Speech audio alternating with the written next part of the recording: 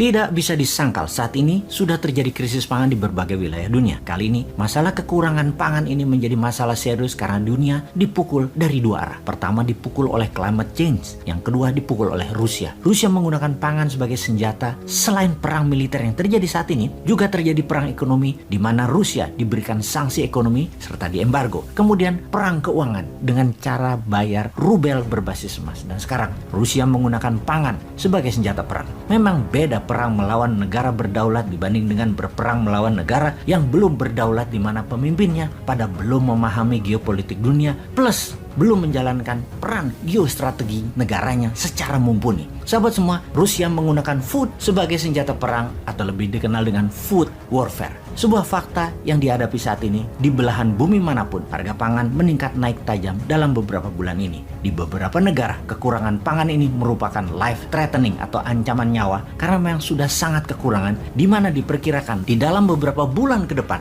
300 juta jiwa di beberapa wilayah dunia akan mengalami kelaparan seperti di Afrika, Asia Barat, dan Amerika Latin. Dan kalau tidak ditangani segera dalam beberapa bulan ini, dunia akan mengalami masalah pangan dalam dekade ini. Untuk hal ini, tidak ada satupun negara yang bisa menyelesaikan masalah pangan ini sendiri. Yang jadi pertanyaan, apa penyebab kekurangan pangan ini? Ketika dunia saat ini terjebak dalam multi-front war atau beragam bentuk perang, ternyata penyediaan pangan menjadi senjata perang atau food weaponized. Salah satunya dengan menahan gandum, dan Amerika menuduh Rusia untuk hal ini. Gandum adalah makanan utama di berbagai wilayah seperti Afrika Timur, Afrika Utara, Asia Barat, Eropa, dan Amerika tentunya. Biden kemudian menuduh Putin untuk memenangkan perang. Putin membuat dunia kelaparan. Antony Blinken, Menteri Luar Negeri Amerika di PBB mengatakan perbuatan Rusia menyerang dengan menahan ketersediaan gandum dan grain memukul pangan dunia hingga minus 10% pengaruhnya dan membuat naik harga pangan dunia hingga 15% dalam waktu 3 bulan ini saja.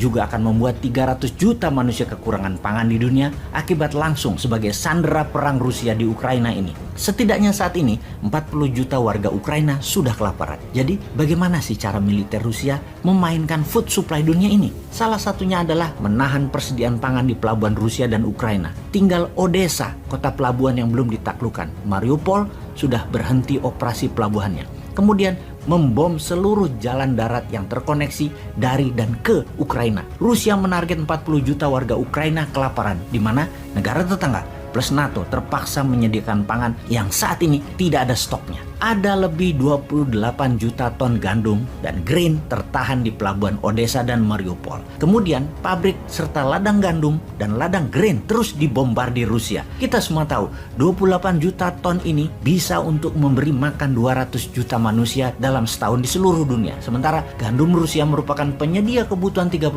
dunia, dan ini juga ditahan tidak dikirimkan ke seluruh dunia. Total penahanan gandum oleh Rusia dan grain oleh Rusia atau produksi Ukraina dan Rusia bisa membuat 400 juta manusia di dunia ini kelaparan. Dengan tuduhan Amerika dan Eropa atas tindakan Rusia yang mengakibatkan dunia kelaparan, apa jawaban Moskow? Sesungguhnya Amerika dan sekutunya lah yang disalahkan karena mengembargo dan memberikan sanksi ekonomi ke Rusia. Aslinya yang membuat food supply dunia bermasalah sekali lagi adalah perilaku Amerika dan sekutunya yang mengembargo dan memberi sanksi ekonomi ke Rusia. Ada lebih 10.000 sanksi ekonomi dijatuhkan ke Rusia yang membuat bukan saja gandum tidak bisa dikirim, namun banyak lagi jenis pangan lain yang terhalang, terdisrupsi ketersediaannya dan distribusinya. Ukraina Rusia penghasil biji-bijian, gandum, jagung, dan minyak bunga matahari yang sangat mempengaruhi dunia. Ketika Guterres, Sekjen PBB, minta Rusia melepas produk-produk tadi, Rusia minta sanksi ekonomi ke Rusia juga dicabut. Sebuah tawar-menawar yang setara dan kejam tentunya. Itulah tindakan negara berdaulat, tidak bisa ditawar dalam arti sebenarnya. Medvedev, wakil Rusia di PBB yang juga mantan presiden Rusia, mengatakan nggak adil kalau kalian mengsanksi ekonomi rakyat Rusia tetapi kalian minta lepas pangan untuk kepentingan kalian. Itu tindakan dan permintaan yang aneh. We are not idiot. Kalimat "kami bukan orang bodoh" merupakan ucapan tantangan kepada sekutu dan kepada NATO. Semua ini membuat jutaan manusia beresiko maut. Seharusnya food bukanlah senjata untuk membunuh manusia dan bukanlah senjata untuk jadi alat tawar dalam perang. Namun itulah yang terjadi saat ini. Disinilah pemimpin kelas dunia harusnya hadir.